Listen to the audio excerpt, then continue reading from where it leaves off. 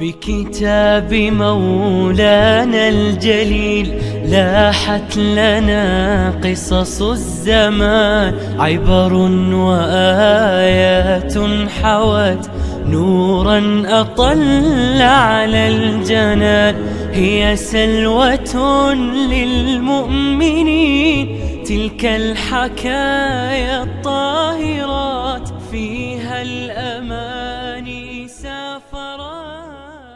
بسم الله الرحمن الرحيم، الحمد لله رب العالمين، وصلي اللهم وسلم وبارك على سيدنا محمد وعلى آله وصحبه أجمعين. أهلا بكم أعزائي المشاهدين إلى هذه الحلقة الجديدة من برنامج حكاية ومغزى. اليوم أعزائي المشاهدين سنقف معكم على الأحداث التي حكاها القرآن الكريم عن تحريم الخمر، لكن سنعرف أكثر عن هذه التفاصيل بعد الفاصل. كيف حرمت الخمر؟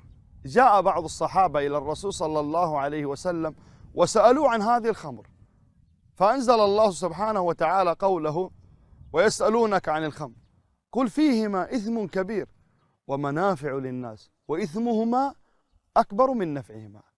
بعدها بفترة أنزل الله سبحانه وتعالى قوله: يا أيها الذين آمنوا لا تقربوا الصلاة وأنتم سكارى.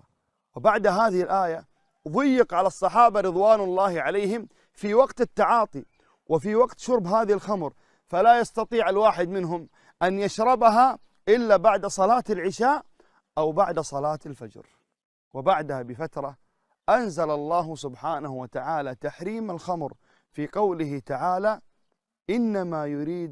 إنما الخمر والميسر والأنصاب والأزلام رجس من عمل الشيطان فاجتنبوه لعلكم تفلحون، إلى قوله تعالى: فهل أنتم منتهون؟ بمجرد ما أن سمع الصحابة قول الله فهل أنتم منتهون قالوا بلسان واحد: انتهينا. وترجموا هذه المقولة إلى عمل، فمن كان في فمه شربة من الخمر بجها، ومن كان في يده شيء منها رماه، حتى سالت سكك المدينة بالخمر استجابة لأمر الله. بعد أن حرمت الخمر جاء بعض الصحابة إلى النبي صلى الله عليه وسلم يسألونه في إخوانهم الذين ماتوا قبل تحريم الخمر، فأنزل الله عز وجل: ليس على الذين آمنوا وعملوا الصالحات جناح فيما طعموا إذا ما اتقوا وآمنوا وعملوا الصالحات ثم اتقوا وأحسنوا والله يحب المحسنين. فقال لهم النبي صلى الله عليه وسلم: لو حرم عليهم لتركوه كما تركتم. نرحب فيكم مرة أخرى في حلقة جديدة من حكاية ومغزى، واليوم نقف مع قصة جديدة ومغزى جديد في الجزء السابع. ما هو أبرز مغزى من هذه القصة، قصة تحريم الخمر؟ والله كثيرة جدا، لكن لعلي أعرج على مغزى من المغازي، أن الخمر حرمت متى؟ بعد بعثة النبي صلى الله عليه وسلم تقريبا بأكثر من 15 سنة أو أكثر حرمت الخمر. لماذا؟ لأن النبي صلى الله عليه وسلم كان منشغل مع الصحابة رضوان الله عليهم بما هو أعظم، وهو غرس الإيمان في النفوس والعقيدة الصحيحة. إذا جاء الإيمان سهل التخلص من أي شيء من أجل الملك الديان الله سبحانه وتعالى. يعني تهيئة للاستجابة. أي نعم، إذا غرس الإيمان في قلب أي إنسان يستطيع بعدها أن يقدم التنازلات. يعني يا شيخ نايف نفهم أنه الإنسان لابد أن يتدرج. نعم، وهذا هو المنهج. تقول عائشة رضي الله عنها: أول ما نزل من القرآن آيات فيها ذكر الجنة والنار، ولو أن أول ما أنزل من القرآن لا تشربوا الخمر لما ترك الخمر أحد. شوف منهج قرآني في التعامل حتى شلون الله عز وجل يقول، وهذا مغزى جديد يا إخواني، أن الصحابة كانوا سريعي الاستجابة لأوامر الله عز وجل. وهذا متى؟ لما أتى الإيمان سرعت الاستجابة لله عز وجل. والله عز وجل يقول في آخر الآية: فهل أنتم منتهون؟ كلهم جميعا ماذا قالوا؟ انتهينا. الله أكبر. فنريد والله فعلا نجعل شعارنا في أي معصية متلبسين بها، وكلنا ذاك الرجل الذي يخطئ انتهينا. مثل بعض الشباب لما تقول يا أخي اتق الله يا أخي، يقول اللهم اجعلنا متقين على طول، يعني استجابة سريعة. استجابة سريعة، نعم. لكن خلينا نرجع لمسألة التدرج. شوف كيف حرمت الخمر. أول شيء جو الصحابة يسألون الرسول صلى الله عليه وسلم ويسألونك عن الخمر، قل فيهما إثم كبير ومنافع للناس. هذا في بداية التحريم. الآن شوية كذا الله عز وجل أنزل أمر ولا تقربوا الصلاة وأنتم سكارى، عشان يضيق عليهم وقت التعاطي. حتى نزل هذا القول فهل أنتم منتهون؟ هيئة النفوس الله لاستجابة أمر الله سبحانه وتعالى. ثم الله عز وجل قال إنما الخمر والميسر والأنصاب رجس من عمل الشيطان. ثم قال في نهاية الآية فاجتنبوه لعلكم تفلحون. من طرق الفلاح الاجتناب عن مثل هذه الأرجاس ومنها الخمر. إذا أراد الإنسان أن يفلح في الدنيا والآخرة عليه أن يجتنب مثل هذا. وهي مقصد من مقاصد الدين هو حفظ العقل. منظر إلى حال في الدنيا الآن في واقعنا المعاصر، لحال أهل الإدمان، أهل الخمور، كيف بيوتهم، كيف دينهم، كيف علاقتهم بزوجاتهم، بأطفالهم. بس في بعضهم يقول لك أنا يا أخي أنا مدمن خمر بس ما أوصل إلى مرحلة السكر، الحمد لله مقيد يقول نفسي وأشرب قليل وكذا. الله عز وجل يقول ولا تتبعوا خطوات الشيطان إنه لكم عدو مبين. والرسول صلى الله عليه وسلم قال ما أسكر كثيره فقليله حرام. المسألة مي مسألة يعني أنا تضررت ولا ما تضررت، رغم أن الضرر واضح بين حتى لو بعد فترة، بعد زمن، وهذا إدمان. من علامات الإدمان زيادة الجرعة. المرة هذه جسمك يقبل في البداية قليل، بعد فترة ما يقبل القليل هذا، لازم تزود الجرعة، بعد فترة تزود هذه الجرعة، لأن هذه مسألة إدمان. ومن علامات الإدمان زيادة الجرعة، بعد فترة تزيد الجرعة. والرسول صلى الله عليه وسلم، لكن المسألة مي مسألة هل أنا حققت أضرار ولا ما أضرار. إحنا ما عندنا شك في أضرار الخمر، صح. والله سبحانه وتعالى ما يحرم علينا شيء عبث، لكن المسألة مسألة استجابة مثل ما استجاب الصحابة لأمر الله سبحانه وتعالى. سبحان الله. من المغازي في هذه الآية أن الله عز وجل أخبر أن هذا الخمر تعاطيه هو رجس من عمل الشيطان، رجس من عمل الشيطان فاجتنبوه لعلكم تفلحون.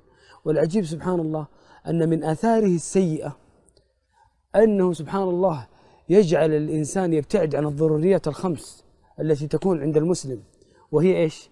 الدين، وكذلك العرض، يضعف دينه ويضعف عرضه، عنده الغريزة في العرض ضعيفة جدا، وكذلك يا إخواني النفس، وكذلك المال، وكذلك العقل.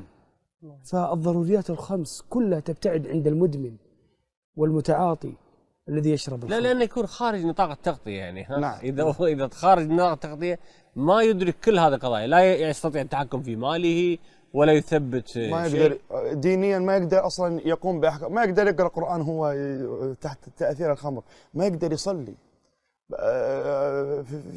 يفسد دينه بسبب شرب للخمر. اذا جيت المساله النفس فهو هلاك للنفس، وايضا قد يكون في تعدي على انفس اخرى. كثير من قضايا القتل، كثير من قضايا القتل ايضا تكون بسبب ايش؟ السكر او الادمان. حوادث السياره، قد يصاب بحادث سيارة ويموت لأنه كان تحت تأثير إيش؟ تحت تأثير شرب الخمر. العقل معروفة آثاره على العقل، المال خسارة للأموال، العرض سبحان الله، وقد يكون الإنسان عنده تساهل في مسألة العرض. ممكن يكون تحت تأثير السكر فيأتي أمه أو يأتي بنته والعياذ بالله، ويأتي أخته. فسبحان الله هذا الشارع الحكيم ما نهى عن هذا الأمر كما قال، إلا لأنه ولذلك سميت بإيش؟ بأم الخبائث. أتي برجل لعله كان محبوس، فأرادوا أن يفتنوه في دينه، فأتوا له بطفل، وأتوا له بامرأة، وأتوا له بكأس خمر. قالوا إما أن تقتل الطفل، وإما أن تزني بهذه المرأة، وإما أن تشرب الخمر، كلها كبائر وكبيرة عند الله عز وجل. نظر إلى الطفل قتل، المرأة أزني، رأى الخمر قال أشرب الخمر، فشرب الخمر، فلما سكر قتل الطفل وزنى بالمرأة. لا إله إلا الله. فأتت بهذه الطوام كلها. نسأل الله يسلمنا وإياكم. اللهم في النص دقيقة الأخيرة معك. أنا أقول كما قال الله: فهل أنتم منتهون؟ نقولها لأنفسنا لأي ذنب، سواء خمر أو ارتكبنا أي ذنب، فهل نحن من المنتهين؟ مثل الصحابة انتهينا. ما هي الآية أو الآيات التي استوقفتك في هذا الجزء؟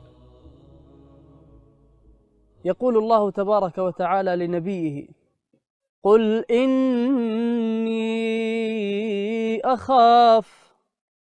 أخاف إن عصيت ربي عذاب يوم عظيم.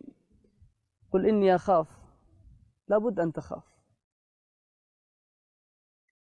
في هذا الجزء آية قرأها النبي صلى الله عليه وسلم وقام بها الليل كله يكررها ويبكي فيها صلى الله عليه وسلم، وهي قول الله عز وجل: إن تعذبهم فإنهم عبادك وإن تغفر لهم فإنك أنت العزيز الحكيم. اللهم إن تعذبنا فإنا عبادك، إن تغفر لنا فإنك أنت العزيز الحكيم. آية استوقفتني ودائما أكررها بيني وبين نفسي. الله عز وجل يقول: واتقوا الله الذي أنتم به مؤمنون.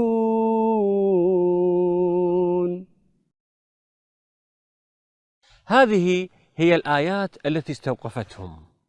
يا من تشاهدنا الآن، ما هي الآيات التي استوقفتك في هذا الجزء؟ شاركنا الآن عبر هاشتاج حكاية ومغزى. بهذا أعزائي المشاهدين نصل وإياكم إلى ختام هذه الحلقة، على أمل اللقاء بكم في حلقة جديدة. حتى ذلكم الحين لكم مني ومن فريق البرنامج أجمل تحية، والسلام عليكم ورحمة الله وبركاته. بكتاب مولانا الجليل لاحت لنا قصص الزمان، عبر وآيات حوت نورا أطل على الجنان، هي سلوة للمؤمنين تلك الحكايا